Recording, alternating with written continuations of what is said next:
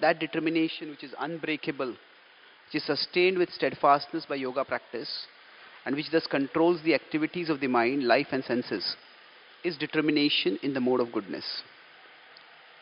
Yoga means to understand the Supreme Soul.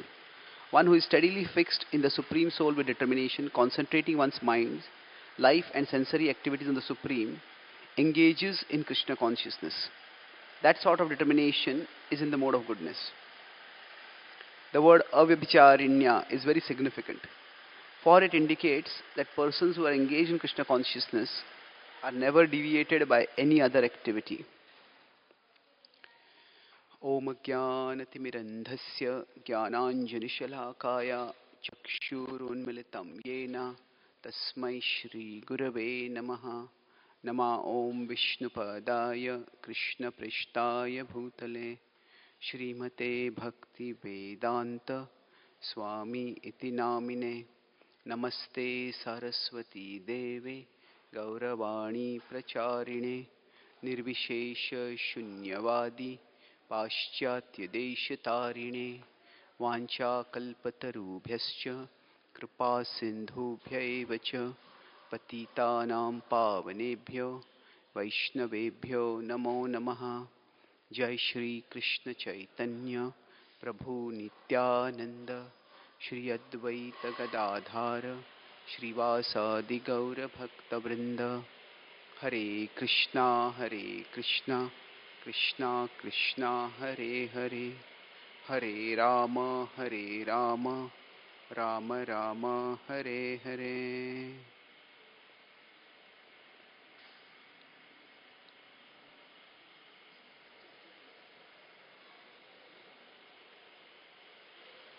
Hare Krishna.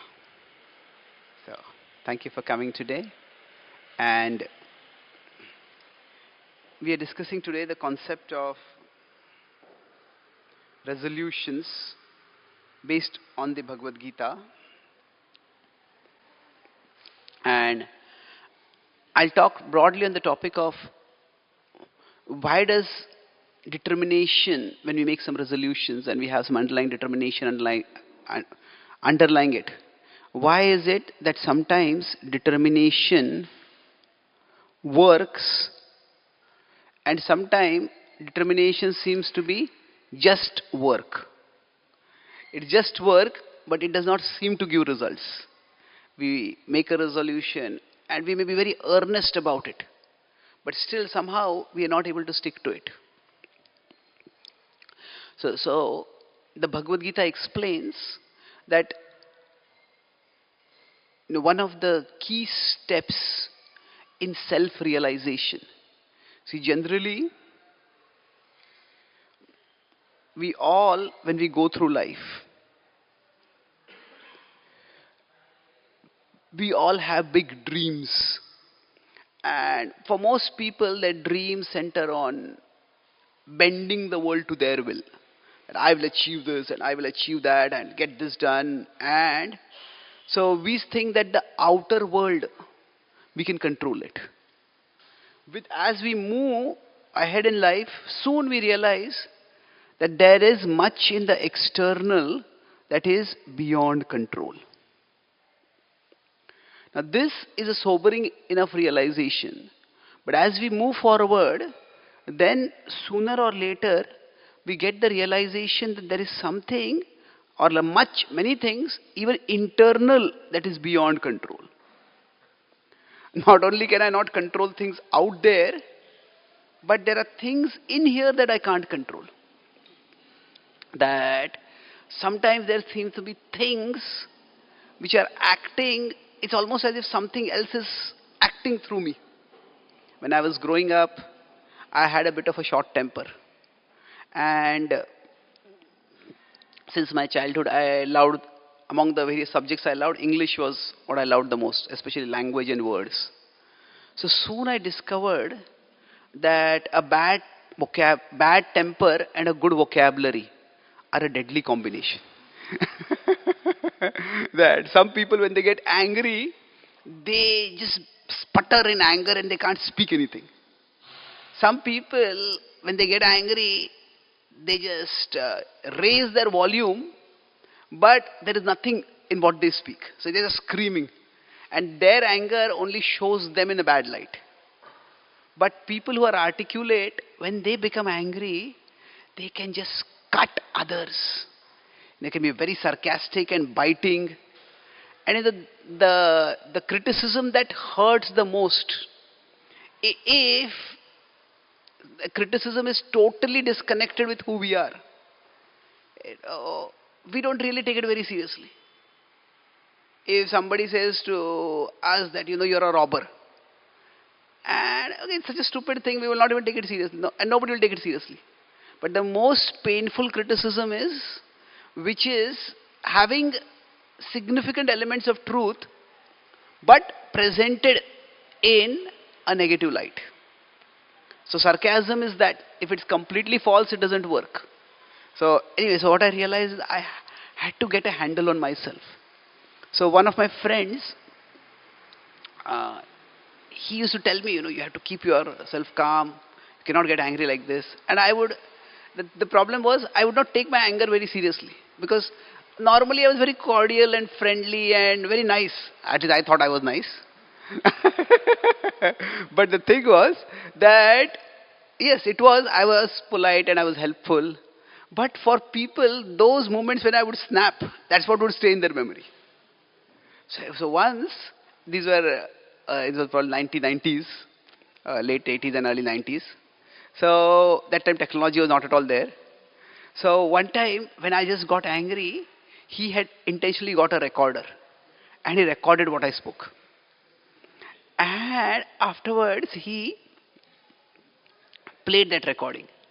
And if you hear your own voice for the first time on a recording, our voice in the recorded format is somewhat different. So he started playing the recording. I didn't recognize it was my voice. So I heard for a couple of minutes, I said, what a rude fellow. And he just decided to have fun and he let me speak. So I asked, how can somebody be so insensitive? Who would tolerate such a person, such a obnoxious person this is? And he let me just go on. And then finally told me, do you know who he is? This. Says, no, I don't. Actually, you know him very well. And then he said, that's you. So I was so embarrassed. I said, this can't be me. It is. That's one of the first times when I really got this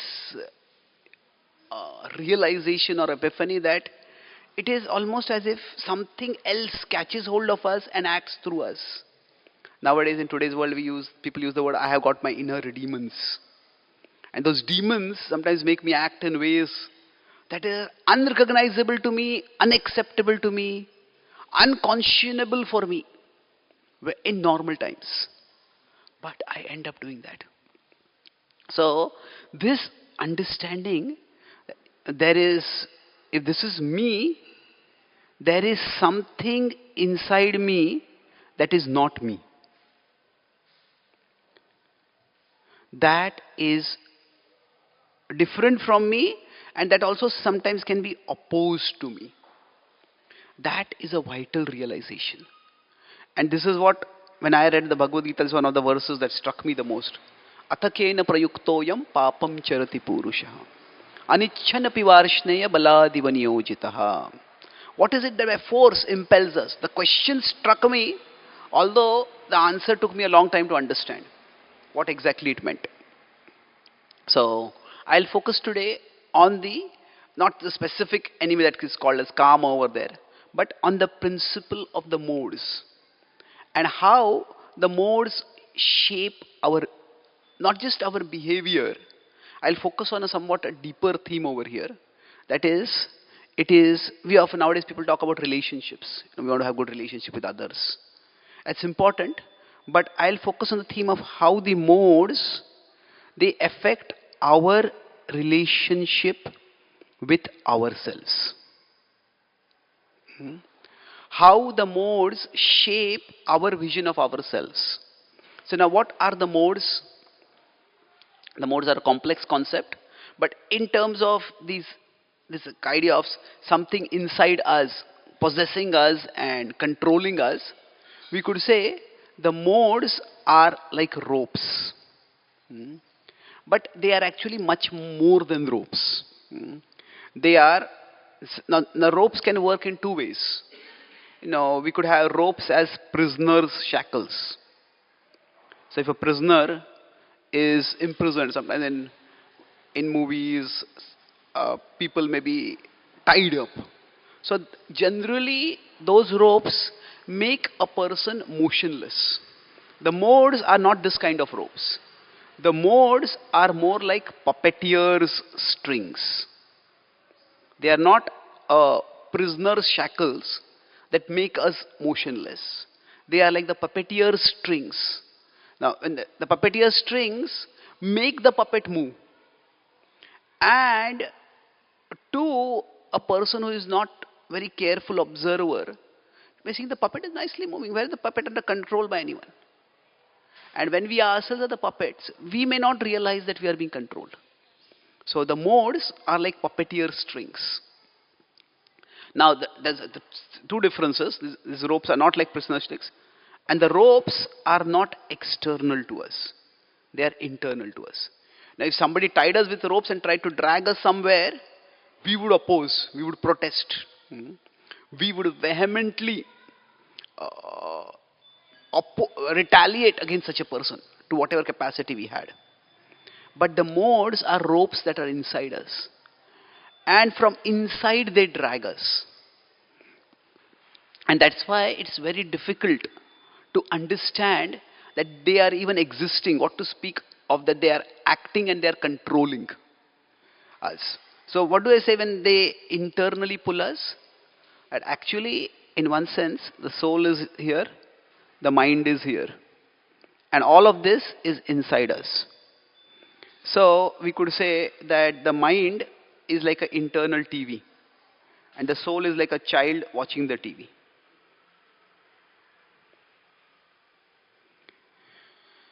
So essentially what happens is that we are so caught with the mind that when the modes act, the modes are like ropes that pull the mind. The modes can't pull the soul directly.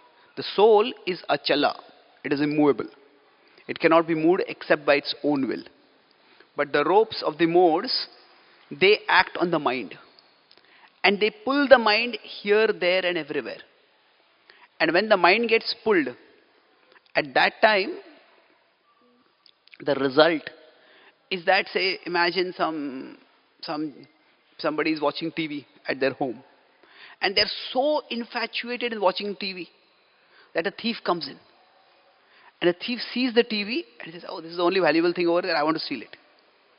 And the thief picks up the TV and starts taking it away.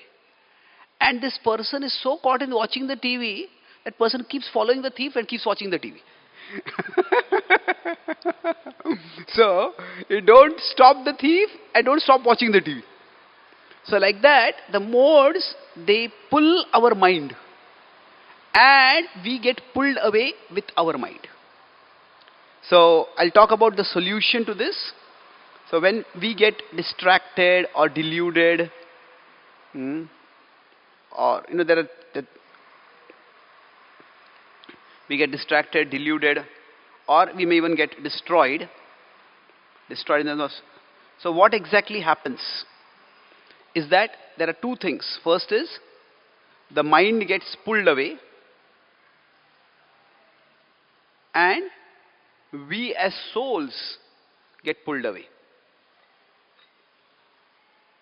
So we'll talk about determination in these two steps. First is we try to prevent the mind from getting pulled away. And second is we try to prevent, even if the mind gets pulled away, we don't get pulled away. These are basically the two ways we can focus. But before we go into that, let's look at how the modes affect in terms of determination. So, now when I talk about our relationship with ourselves, what that means is that our relationship with ourselves is shaped by how do we look at ourselves, how do we view ourselves. That's the beginning. Our relationship with anyone begins with our vision. If we think this person is very proud, then that will shape our vision. If this person is very talented, that is the starting point. The vision shapes the relationship, the foundation of the relationship. So, in terms of three modes, the sattva, rajas, and tamas. So, sattva, rajas, and tamas are the three modes, and these three, they are associated with different things. Generally, sattva is associated with clarity. Prakasha, sarvadareshu dehesmin, prakasha upajayate. Then rajas is associated with activity. Now sometimes it can be hyperactivity. That it is lobha pravrittir arambha, pravritti. That is pravritti, that is the typical characteristic of the mode of passion. When we are in the mode of passion, when the mode of goodness is pulling us, or it's controlling us, at that time we want to think clearly. So if you want to do meditation, okay, sit down. When we are in sattva, then we can actually think clearly. In the mode of rajas, we want to run and do things. What is the point of? Okay, sitting and meditating is all good, but you have to do something. What is the point of all this? Just sitting and doing nothing. And in tamas, it is largely lethargy. Lethargy it is in rajas, you may think, what is the point of sitting and thinking? But in tamas, what is the point of sitting and thinking, and what is the point of moving and acting? Everything is pointless. So, in rajas, it's typically characterized by apathy. Aprakasho apravrittischa moham evacha pandava. Moha. So now these affect our way in which, when we make resolutions. In rajas, the resolutions are more about showing others.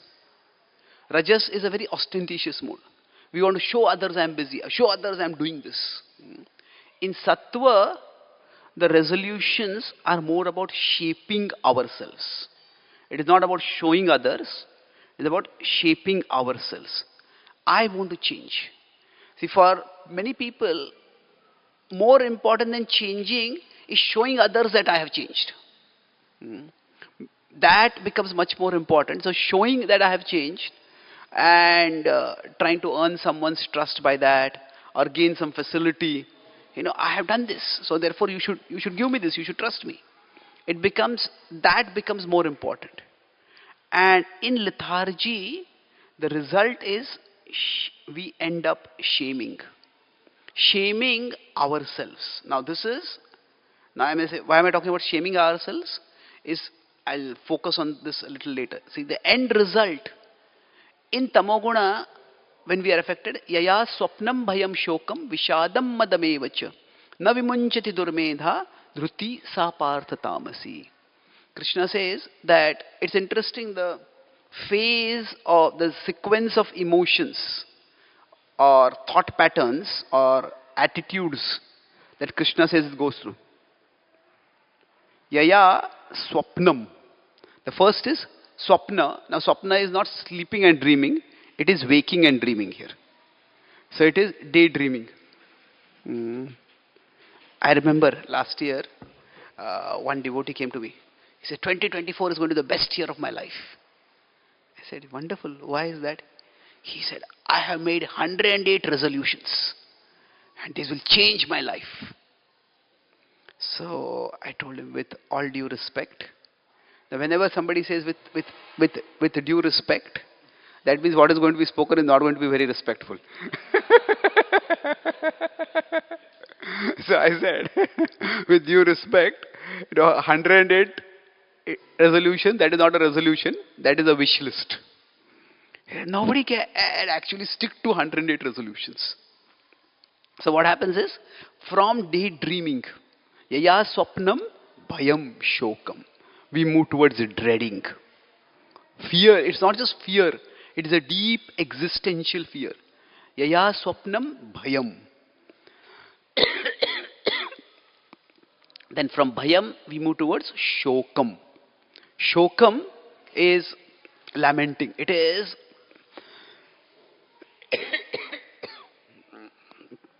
It is this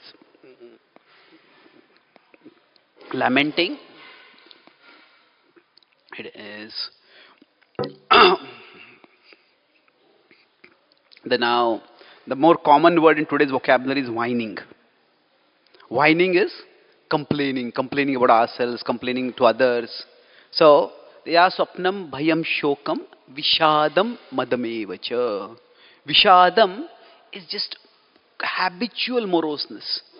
Life goes up and down, and it is understandable sometimes when something bad happens, we will go down. So, but when something good happens, we go up. But some people go down and they stay down only. They just never come up. So there is occasional depression is just natural. But then there is chronic depression, where even when good things happen, they are not grateful that the good thing happened. They are fearful that the good thing will end and a bad thing will happen. So when that attitude is there, then they become chronic complainers. Complaining is not really a bad thing, because there are things wrong in the world and they need to be fixed. But chronic complaining, always looking at something wrong. So vishadam, and nobody can live like that if you're constantly negative.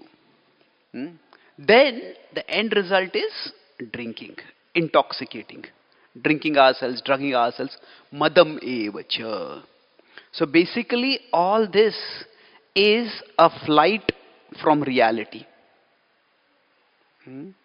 It is, we are running away from reality in this sequence. Ya swapnam vayam shokam vishadam madamevacha navimunchati durmedha dhruti sapartha tamasi.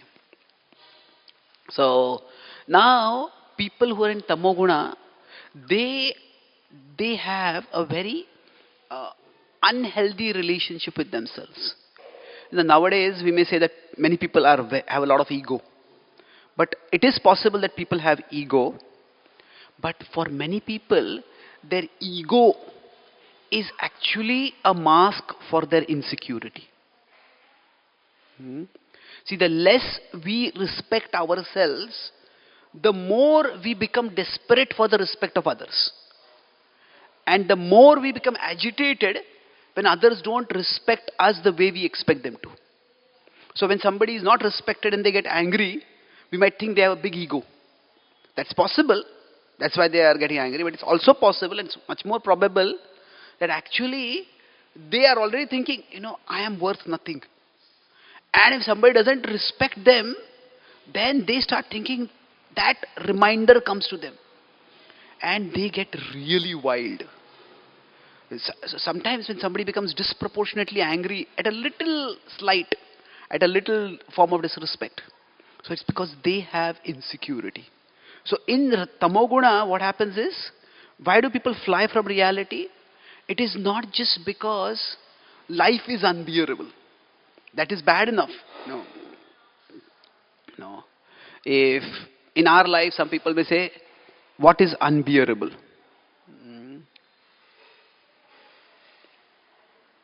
So people may be unbearable, isn't it? I was once doing a seminar on tolerance. So I asked, in our spiritual life, we have to tolerate many things. So what are the things we need to tolerate? I asked, so one devotee immediately raised hand. And yes, he said, devotees. So he said, we have to tolerate devotees. I said, that's a good realization.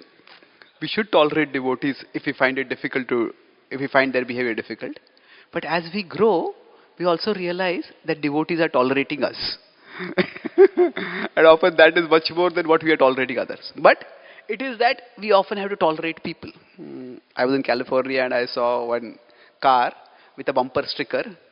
The more I get to know people, the more I love my dog. So people are fickle, people are unreliable, people betray us. So to think that people are unbearable, that is bad enough. But to think that the world is unbearable, and nothing in the world is bearable, that life is unbearable. World and life are slightly similar, but What that boils down to is that I am unbearable. That I don't want. That my life is so terrible. Now, most people, when they end their lives, it's a tragic situation, no doubt.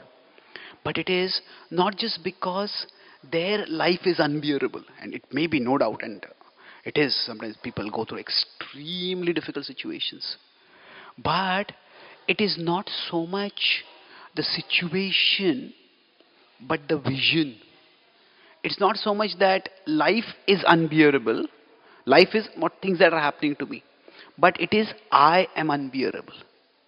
It's like when you talk about suicide, suicide is basically an attempt to break up with oneself. If we are in an unhealthy relationship, we want to break up with that person. I don't want to be with you. But if my relationship with myself is unhealthy, then what do? I have to live with myself. And if I can't live with myself, then there's the attempt to break up with oneself is what manifests as trying to kill oneself. So the point I'm making is that in Tamoguna, we end up making resolutions that unmake us. That resolutions that are like they start with daydreams. Even when we are making the resolution, we know that we are unlikely to keep it. And our failure to keep that resolution then becomes a stick with which we or our mind beats ourselves up. So, this is toxic. See. One of the things, when we have to have a healthy relationship with ourselves, a healthy relationship with ourselves, see, if we have a healthy relationship is, we need to, with anyone, we need to trust that person. And one part of seeing someone as trustworthy is to know when they are untrustworthy. Like, what does that mean? This may seem complicated, but it's simple. If somebody is trustworthy, say, if I tell someone, if this person is very cordial, this person will not, if I tell them any secrets, they will not spill the secrets. They keep confidences. That makes them trustworthy. But that same person who keeps confidences may not be able to keep things carefully. Isn't it? If we tell them to carry some valuable from one place to another, and they just forget it. So then, if we come to know that they are forgetful, then what is it? We can't just keep beating them up for that. What we need to do is recognize that for a trustworthy relationship, we need to acknowledge when someone is untrustworthy. Now, untrustworthy might be a very strong word, but I'm not using it in terms of character over here. I'm using it in terms of competence. That some people may not be competent to do certain things. So, to trust someone, we need to know when we can't trust that person. This person is not good at that. And similarly, in our relationship with ourselves, if we are to have a healthy relationship with ourselves, if we are to trust ourselves, we have to know when we should not trust ourselves. Like if an alcoholic makes a resolution, I am going to give up drinking alcohol. But the alcoholic says that, okay, I have a bar in my house. And that bar is not for me. That bar is for my guests. When they come, I want to welcome them. Well, if somebody is serious about recovering from alcoholism, they should know, I cannot trust myself in the presence of a bottle of alcohol. So one part of trusting ourselves is to know when we can't trust ourselves. And in Tamoguna, that part is not there. So we end up making resolutions which we know we are not going to keep.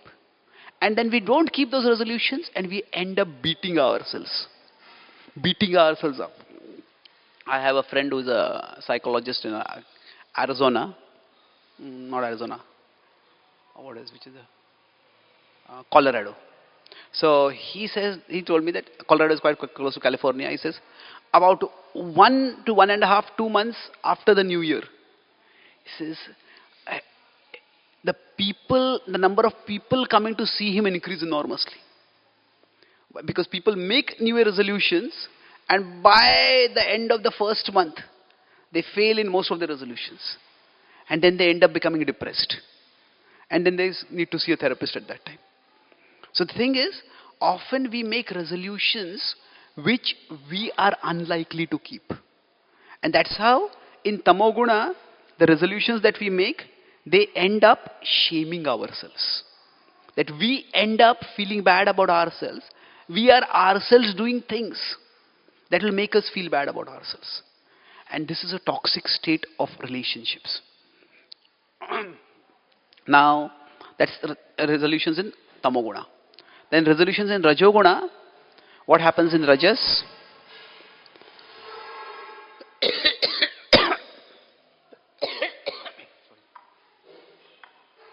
So, the resolutions that we make is Yayatu dharma kamarthan dhritya dharyate arjuna prasangena falakangshi dhruti sapartha tamasi.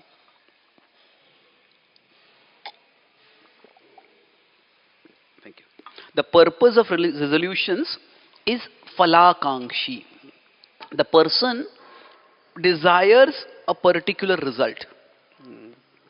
So, that means they are seeking that particular outer result, and means that's a good thing. Okay, they seek a particular result, and because of which they want to get something. But the problem is that there is a process and there is a product. You could say product is the result. So generally, say now I'll give an example of Rajoguna, how it is percolating everything now. It's that meditation is becoming increasingly popular in the Western world, across the world actually, because there is significant evidence that it calms people's mind. And now there is significant scientific evidence which seems to support the potency of meditation.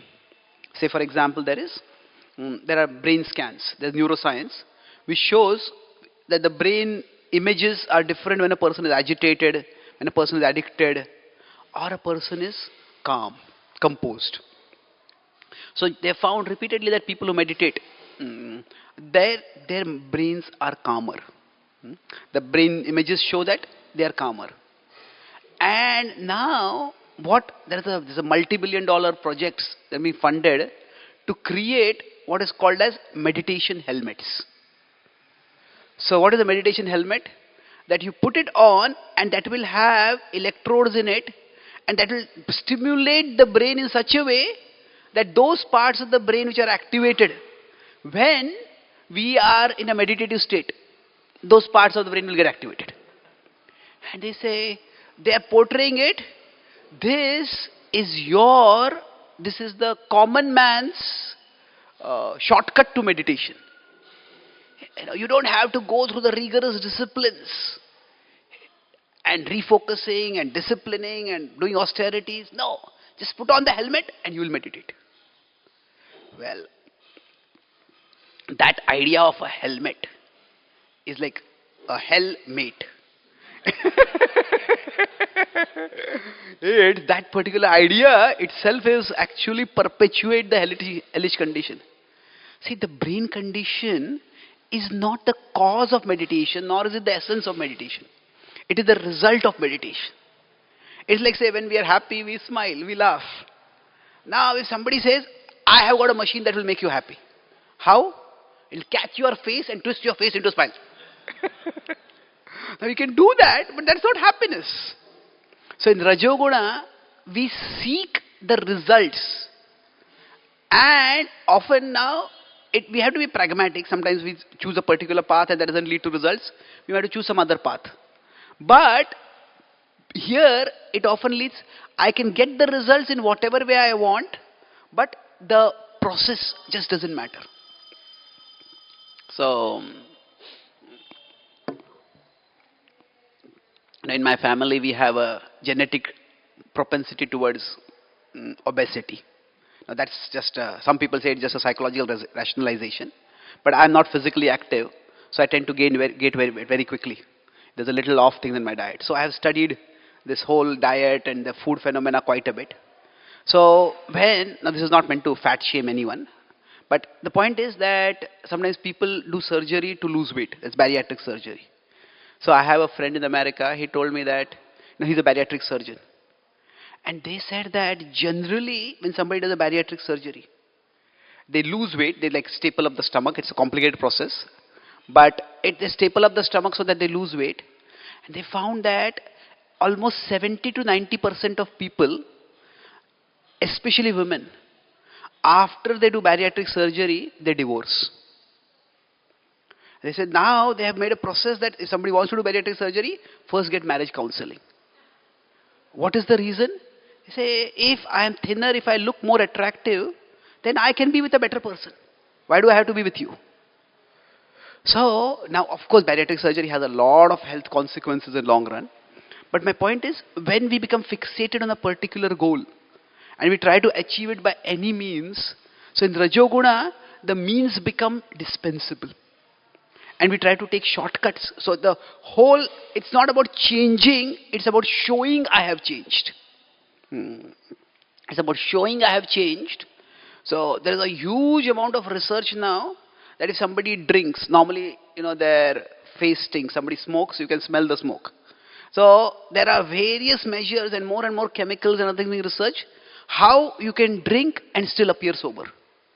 You take a drink and you eat this pill. You drink this.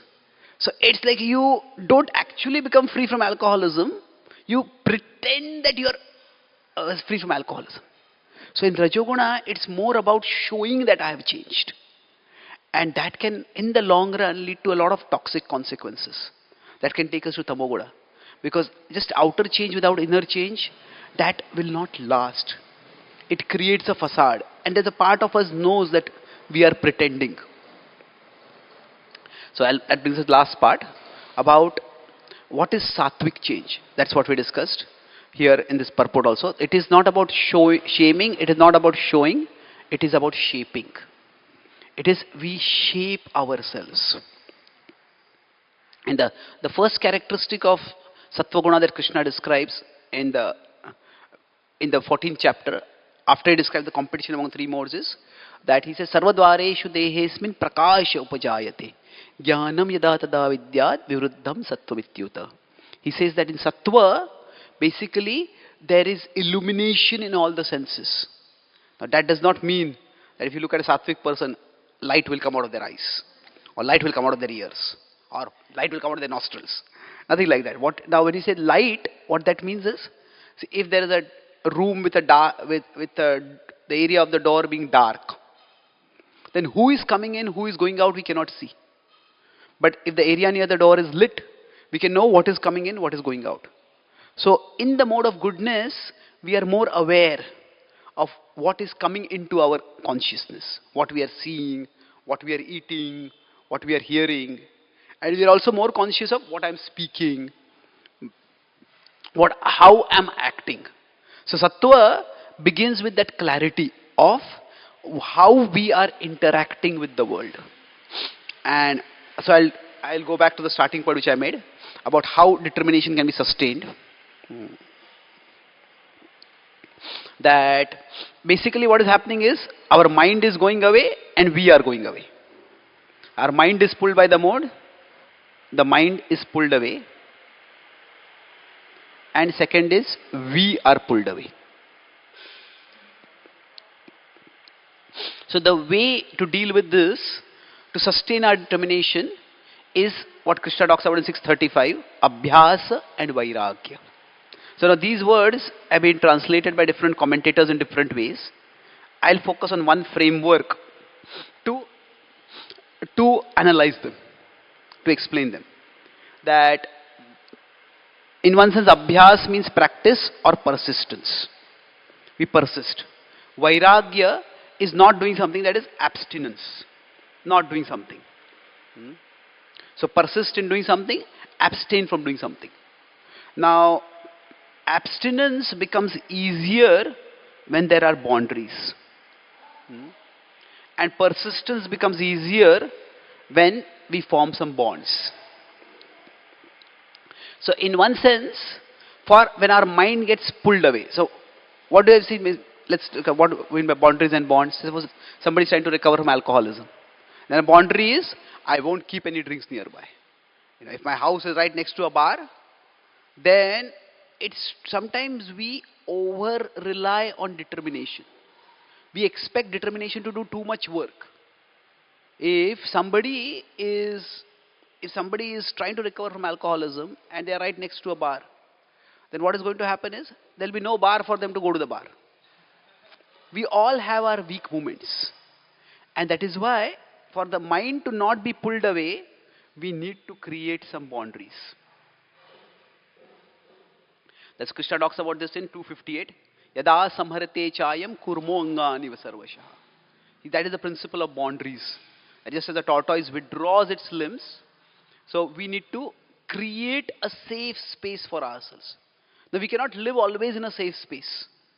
But at least as much as possible, if there are certain things which we want to avoid doing, then we need to create an external support for ourselves.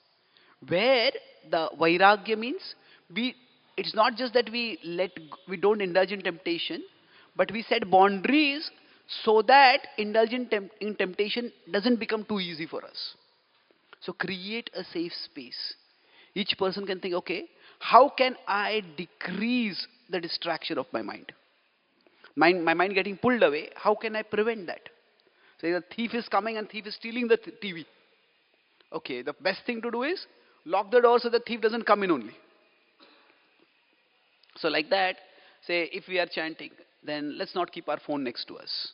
That's a distraction. If you're having an important meeting, then okay, we want to focus on that meeting, keep the phone aside. So basically, we create boundaries for ourselves, so that there are no so many external forces to pull our mind away. So whenever we make a resolution, you can think, okay, what boundaries can help me in sticking to this resolution? So that means what external changes can I make so that I can stick to it?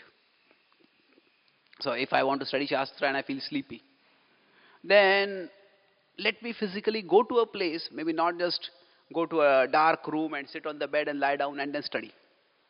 And let me go to a place where sleeping will not be so easy. So if I go to a library where everyone is studying, all of us can attend this class on Zoom also. But if you feel sleepy, you just nod off to sleep. If physically in the class, then that creates a boundary. So see what external supports we can provide for ourselves by which we can avoid succumbing. And the second is the most important thing.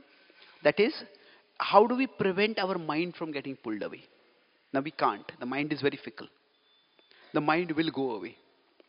But when the mind goes away, we need to give ourselves sufficient reason to get the mind back. The problem for us is not that the mind goes away.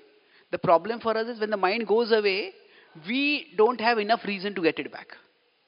Like say right now you are hearing this class. When you hear a talk, often the mind goes for a walk. And then sometimes if there's humor, the mind comes running back. Hey, I also want to laugh. What was the joke? What was the joke?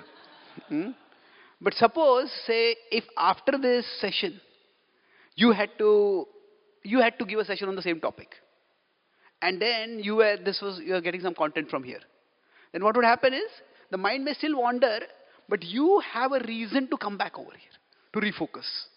So like that, the mind may go away, but to get it back, we need some bonds. Bonds is the mind will stray away. And to expect that it will not stray away is unrealistic. That expectation is setting ourselves up for failure. But what we need to form a bond means give ourselves a reason, a good enough reason to get the mind back. To get the mind back. So that means it need to be constructively engaged, not just passively engaged. So this is where if we take responsibility in Krishna's service, if we take responsibility in whatever area that we are working in, then This is what I need to get done. This is my responsibility. Then what will happen is, okay, I have to do this properly. So we focus not so much on what I will not do, but what I will do. I won't waste so much time on social media. That's good, but what will I do? Okay, say I will read Bhagavad Gita every day. I'll read the Bhagavatam every day. And then visualize, okay, if I read even half an hour every day, then I can complete a whole canto in 3 months. Then what will happen is, okay, we give ourselves a reason to come back. So yoga is more about connection. It is not about disconnection. The purport, this verse says, Yogen avabhicharinya. How do we make our determination steady? It is by yoga. By the Yogen avabhicharinya. Prabhupada says the ultimate yoga is meant to connect us with Krishna in the purport. That means that our focus is on what we want to connect ourselves with, not what we want to disconnect ourselves with. So the strength, see, saying no to something, I'll conclude with this point, that in our life, if we consider our strength balance, generally saying no, it does not give us strength, it requires strength. If somebody invites us for something and we don't want to go there, saying no is not a very pleasing thing to do. Unless, of course, we dislike that person and then we want to displease that person. There we may say, say we invite someone for a ceremony at our place and that person says, not only will I not come, even if I die, my dead body will never come to your place. So, generally saying no, it is not easy. Saying no requires strength. Because with respect to externals, we don't want to displease other people. But with respect to ourselves, generally saying no creates a feeling of deprivation. And nowadays in social media, there is this whole phenomenon of FOMO. Fear of missing out. Or if I don't check my phone, then I'll miss out. Something happened over here, something happened over there, this friend did this friend did that. I'll miss out something. So generally, if I say, I won't look at my phone, the fear is what will I miss out. So saying no it requires strength. And if we are focusing only on saying no, soon we'll be depleted of all strength. So what we need to do is saying yes. Saying yes gives strength. Or at least saying yes to some things gives us strength. So if I had two people are inviting me, and one person I have to say no to, the other person I have to say yes to. The other person I have already said yes to before, we'll meet at this time. Then what will happen is it will become much easier to say no to this person because I already said yes to that person. So for us, when we are making resolutions, what we are saying yes to is much more important. Prabhupada would say that Krishna consciousness is the affirmative alternative, the positive option. It's not just negative.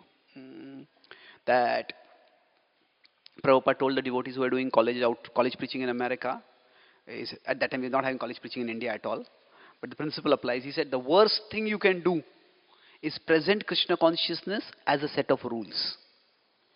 He says it is not about rules.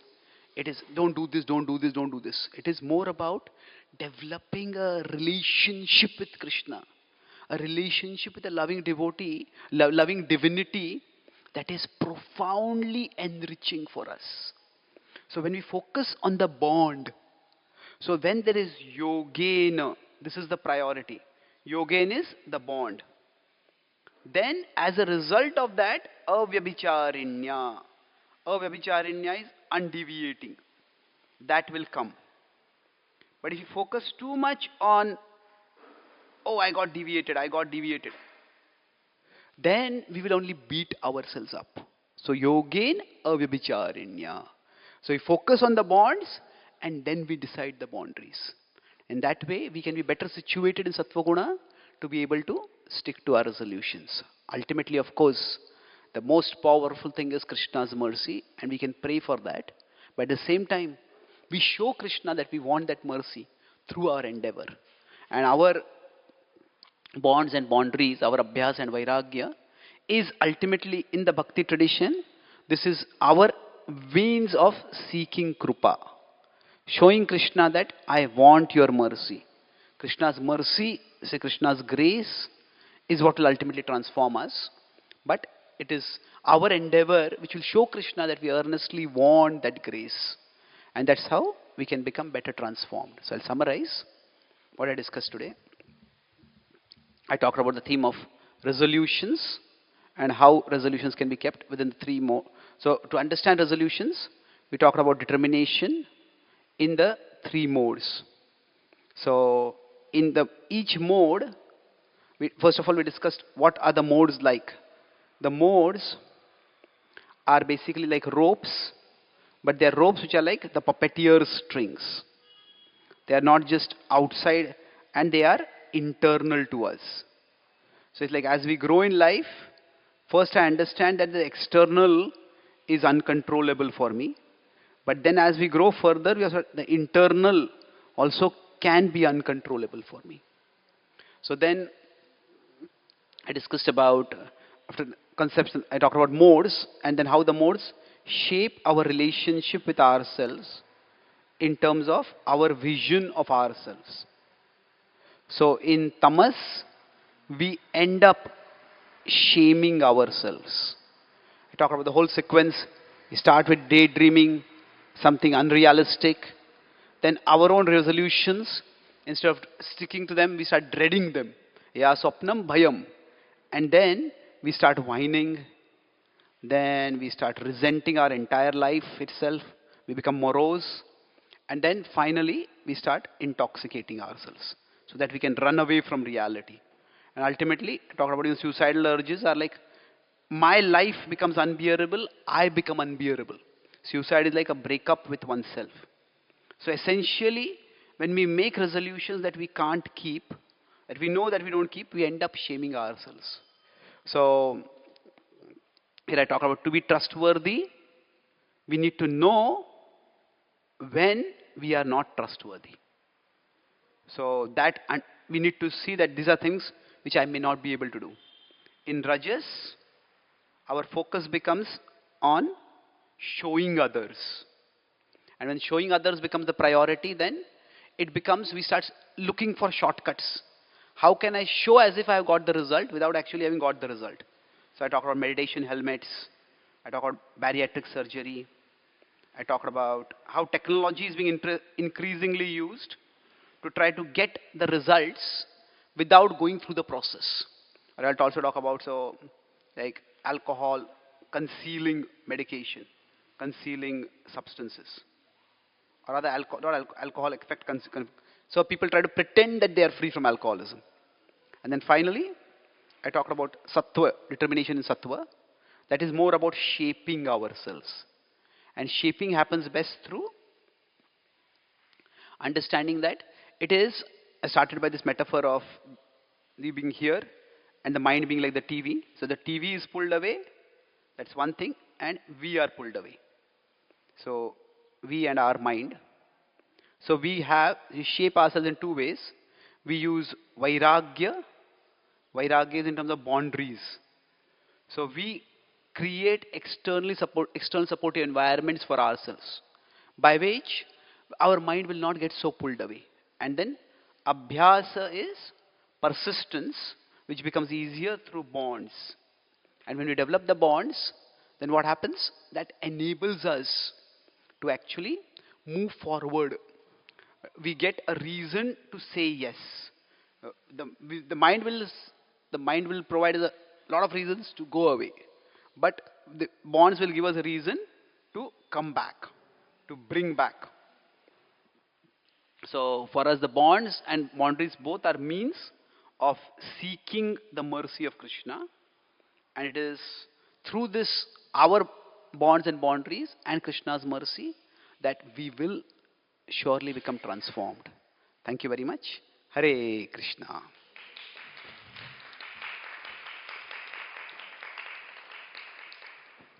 Any comment? Okay, thank you. Thank you so much. Any one question? Okay, yes, please.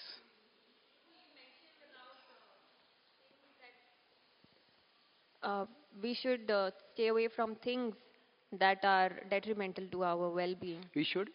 Stay away from the things that are detrimental to our well-being. So does this also include like asat sanga, like the people who are detrimental to our well-being, whom we cannot easily, the association from them, we cannot resist becoming like them? And how do we know whether we are at that stage where I can interact with this person without becoming affected by who they are?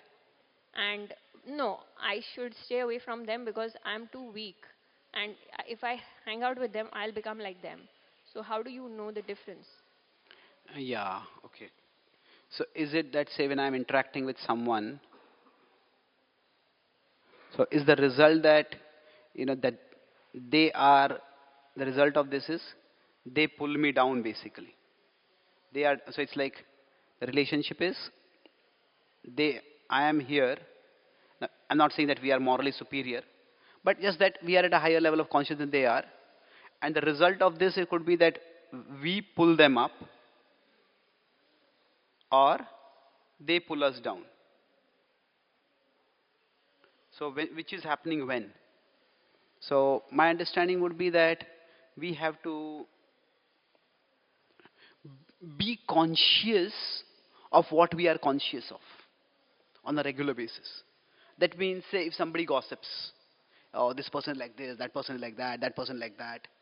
Now, sometimes people are just hurt and they want to vent. But sometimes that's just the default mode they function in. And then that gossiping can become offensive, that gossiping can affect other relationships that we have. So, after talking with that person, does what they say, does it stay in my mind? Does it stick to my mind? Or okay, as a service, I heard this person, I tried to respond as well as I could, but I can move on. So what Krishna gives the example of that lotus flower. Like when water falls on a lotus flower, Padma Patram Ivambasa. So some people's comments, okay, I listen to them, and okay, I process them, I respond as appropriate, and then move on with my life. But sometimes, so I have to see what is the effect overall on my thoughts, because the effect at the level of actions takes time to manifest. Mhm. But at the level of thoughts, if it is growing, then eventually it will manifest as actions. If somebody tells us to do something which is like a directly deviation, most of us won't do that. If somebody says, come on, let's go and eat meat. No, we are not going to say yes to that generally, if we are serious spiritual seekers on the bhakti path. So, but at a subtle level, if it's affecting, so be conscious of what we are conscious of. So, after doing that activity, what becomes the default thoughts of our mind? So, based on that, we can decide. Okay? Thank you. So, thank you very much. Srimad Bhagavad Gita ki, Srila Prabhupada ki, Gaura Bhakta Vrinda ki jai. Gaur Premanande.